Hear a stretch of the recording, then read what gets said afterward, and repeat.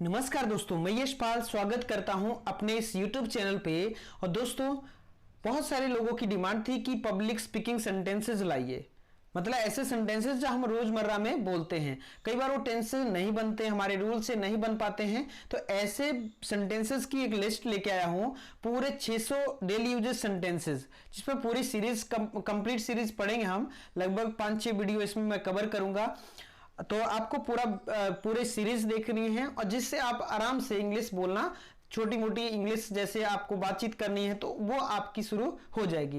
ये ऐसे लोगों के लिए जो बिगनर है, जो चाहते हैं कि मैं इंग्लिश सीखूं, इंग्लिश बोलूं, ऐसे लोगों के लिए बहुत अच्छी सीरीज होने वाली है। तो चलिए आज का वीडियो शुरू करते हैं। और अभी तक आपने चैनल को सब्सक्राइब नहीं किया तो जल्दी से चैनल को सब्सक्राइब कर लें। तो चलिए बढ़ते हैं आगे और शुरू करते हैं आज की मीनिंग। तो देखिए, आज की मीनिंग, जो फर्स्ट मीनिंग है आपके सामने, वो है कि हाँ, जैसे फर्स्ट मीनिंग है 21 में, कभी मेरे घर पर आओ। ध्यान देना, तो क्या हो जाएगा, some time drop in my home, या ऐसा बोल सकते हैं some time come in my home, कि कभी मेरे घर पर आओ। तो इस तरह से हो जाएगा। नेक्स्ट आपके सामने है, 1 मिनट रुकिए। 1 मिनट रुकिए तो हो जाएगा जस्ट अ मिनट। देखिए, आ लगाएंगे यहां, ठीक है। यदि ऐसा हो गया 1 दिन रुकिए तो क्या होगा, जस्ट अ डे। 1 साल रुकिए तो जस्ट अ ईयर। और यदि ऐसा होता कि 5 मिनट रुकिए तो क्या हो जाएगा, जस्ट 5 मिनट्स। तो ए नहीं लगेगा। ए और एन हमेशा क्या लगता है, ए जो और एन है वो हमेशा कब लगाते हैं, जब हमारे पास क्या हो, सिंगुलर हो, ठीक है, क्या हो, सिंगुलर हो। अभी हमारे पास क्या था, 1 मिनट की बात की गई है, मिनट की, तो मिनट एक ही है, तो यहां सिंगुलर है इसलिए यहां ए लगा था, ठीक है, इसलिए क्या लगा था, ए लगा था। नेक्स्ट आपके सामने है, औकात में रहो या औकात में रहना। जैसे कई बार बोल देते हैं ना, कई हमारे साथ बदतमीजी करता है तो हम बोल देते हैं औकात में रहो, ठीक है। तो माइंड योर लैंग्वेज। मैं एक बात याद आई मुझे कि मैं एक बार एक स्कूल में पढ़ा रहा था, तो अचानक मैंने 15-20 ऐसे सेंटेंसेस बच्चों को लिखा है। बड़े अच्छा लगा बच्चों को, क्योंकि ये नए सेंटेंस उनको मिले। तो उसके बाद प्रिंसिपल आया, वो मेरा पहली क्लास थी, डेमो क्लास थी। और जैसे प्रिंसिपल आया तो उन्होंने पूछा कि आज नए सर ने क्या क्या पढ़ाया, इंग्लिश वाले सर ने क्या क्या पढ़ाया। तो बच्चों ने बोला, sir mind your language. Sir एकदम चौंक गए। सर ने बोला, बदतमीजी कर रहे हो, मुझसे ऐसे बात कर रहे हो। Sir that is enough. अब सर और गुस्से हो गए। तो बाद में पता चला कि बच्चों से जैसे वो डांटने लगे, पीटना शुरू कर दिया उन्होंने। तो बोला, सर इस तरह के सेंटेंसेस सर ने हमें लिखाए हैं। तो ऐसा भी कई बार हो जाता है। तो औकात में रहो, माइंड योर लैंग्वेज। नेक्स्ट है, आपसे मिलकर अच्छा लगा, nice to meet you. Nice to meet you. यदि ऐसा मैं बोलूं कि उससे मिलकर अच्छा लगा, यहां तो आपसे है तो यहां क्या हो गया, यू लग गया, ठीक है, यहां क्या लग गया, यू। यदि ऐसा होता उससे मिलकर अच्छा लगा तो क्या हो जाता, नाइस टू मीट हिम आ जाता। क्या आ जाता, हिम। यदि किसी लड़की से मिलकर अच्छा लगा तो क्या हो जाएगा, हर, ठीक है। यदि उनसे मिलकर अच्छा लगा तो क्या हो जाएगा, देम। तो ये किसके अकॉर्डिंग चेंज हो जाएगा, सब्जेक्ट के अकॉर्डिंग चेंज हो जाएगा। बात समझ में आ गई। ये कई बार हम बोलते हैं, जब हम किसी से मिलते हैं और हमें मिलकर अच्छा लगता है तो हम अक्सर बोलते हैं नाइस टू मीट यू, ठीक है। या आप बोल सकते हैं glad to meet you. Glad भी होता है, ग्लेड का मतलब होता है खुशी। ग्लेड मतलब खुशी। आपसे मिलकर खुशी हुई तो क्या बोलेंगे, ग्लेड टू मीट यू। एक जैसे ही है, ज्यादा अंतर नहीं है। नेक्स्ट आगे देखिए, अपना अगला है हमारे पास 25, जो हुआ सो हुआ, मतलब जो हुआ सो हुआ। सो फार सो गुड, मतलब जैसा भी हुआ वो अच्छा हुआ। अब छोड़ो, जो हो गया सो हो गया, उसको बदल नहीं सकते, तो उसको बोलते हैं सो फार सो गुड। क्लियर। तो ये थे हमारे 5 सेंटेंस। अगले सेंटेंस देखते हैं। आगे है 26 आपके सामने। 26 में है, खैर छोड़ो या जाने दो। कई बार बोलते हैं ना, कोई लड़ाई झगड़ा चल रहा है या कोई बात चल रही है, यार खैर छोड़ो यार, ये बात पुरानी बात हो गई, या जाने भी दो, ठीक है। तो ये सब इसको बोलते हैं इंग्लिश में एनीवे। एनीवे, ठीक है, यार छोड़ो भी, अब जाने दो, तो इसको क्या बोलेंगे, एनीवे। समझ में आया। नेक्स्ट आप देखिए, अगला है आपके सामने, मुझे क्या लेना देना। मुझे क्या लेना देना, अक्सर हम बोलते हैं, यार मुझे क्या लेना देना तुम्हारे मैटर में, तुम जानो, मुझे क्या लेना देना। तो यहां हो जाएगा नो मैटर फॉर मी। अब मुझे है इसलिए यहां क्या लग गया, मी लग गया। यदि ऐसा होता उसे क्या लेना देना तो क्या हो जाता, नो मैटर फॉर हिम, ठीक है।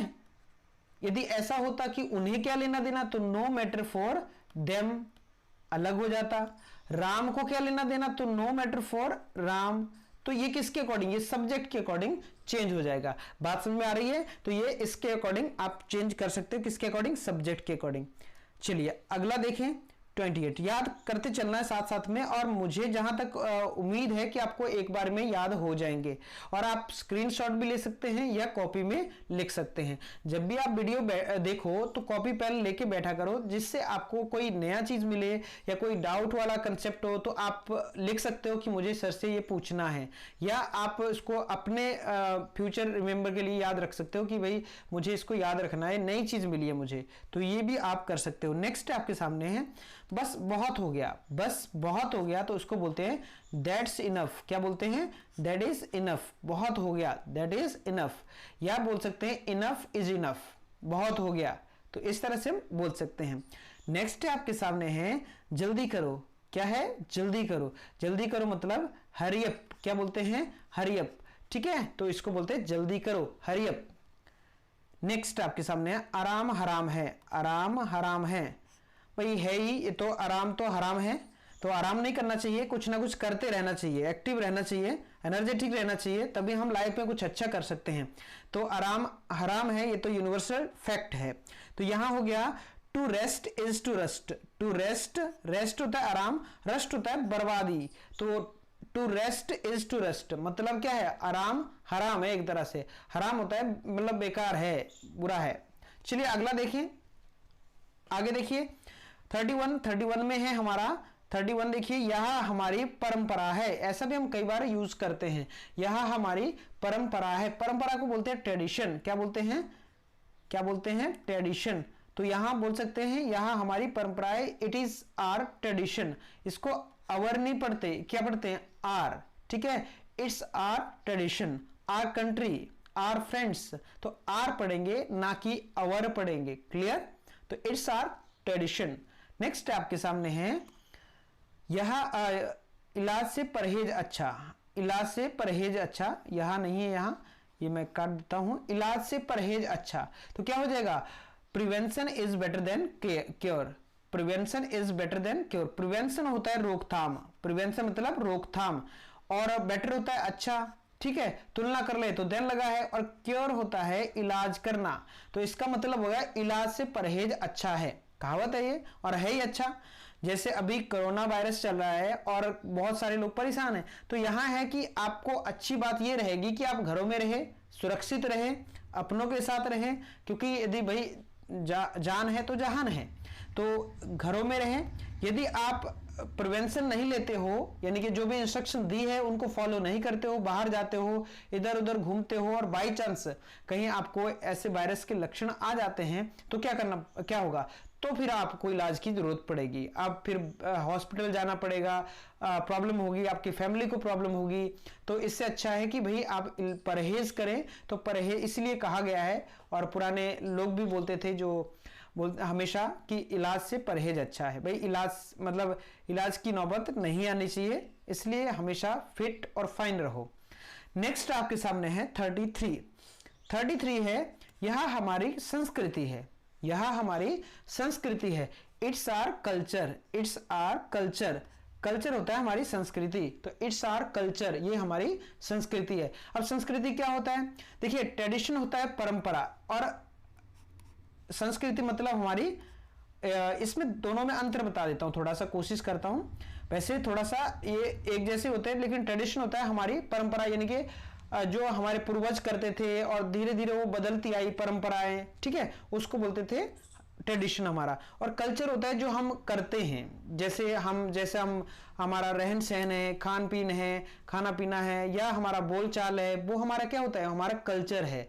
जिस माहौल में हम रहते हैं, किस तरह के माहौल में रहते हैं, वो हमारा कल्चर है। और परंपरा जो है हमारी, वो हमारी सदियों से पहले से हमारे किस तरह का रीति रिवाज हमारे चलते आए हैं, किस तरह का चीजें थी, किस तरह के बदलाव आए, वो उसको परंपरा बोलते हैं।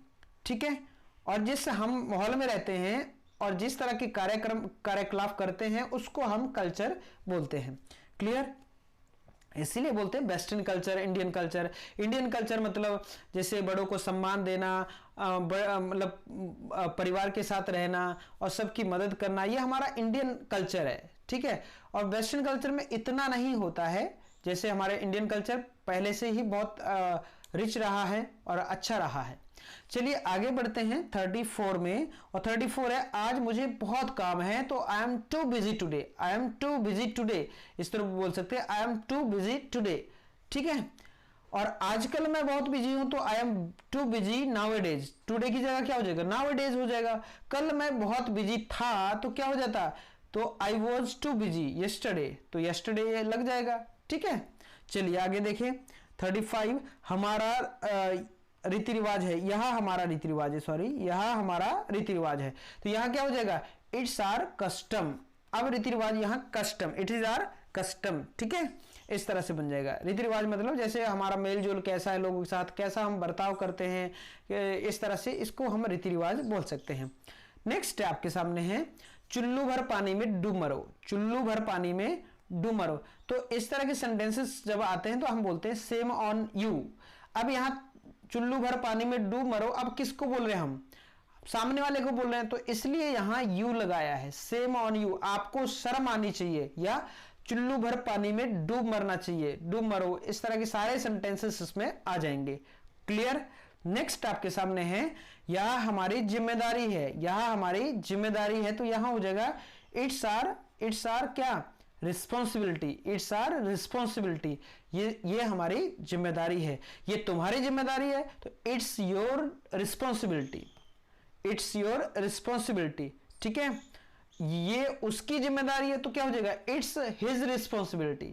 क्लियर। चलिए आगे बढ़ते हैं 38 में, अपने काम से काम रखो, अपने काम से काम रखो, मतलब ये तब बोला जाता है जब हमसे कोई हमें डिस्टर्ब कर रहा हो या हमारे काम में बाधा अड़ा रहा हो, तो उसको बोलते हैं, टांग अड़ा रहा हो अपने काम में, तो उसको बोलते हैं क्या, कि यार माइंड योर बिजनेस, अपने काम से काम रखो, मेरे काम में मतलब दखल अंदाजी करने की जरूरत नहीं है। तो हम बोल सकते हैं उस कंडीशन में क्या बोल सकते हैं, mind your business, mind your business, मतलब अपने काम से काम रखो, मुझसे कोई लेना देना मत रखो। और मैंने वो भी बताया नो मैटर फॉर मी या नो मैटर फॉर यू, है ना। आप बोल सकते हो अपने काम से काम रखो, आपको कोई लेना देना नहीं है, तो आप बोल सकते हैं mind your language, no matter for you, ठीक है।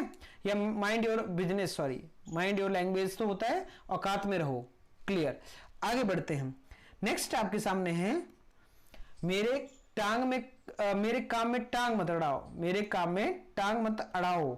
अभी मैंने थोड़ी देर बोला जैसे कि नेवर ट्राई टू क्रॉस मी, मुझे क्रॉस करने की कोशिश मत करो, मतलब जैसे जो मैं कर रहा हूं उसको उसमें बाधा डालने की कोशिश मत करो, तो उसको बोल देते हैं मेरे काम में टांग मत अड़ाओ, तो यहां होगा never try to cross me. Clear.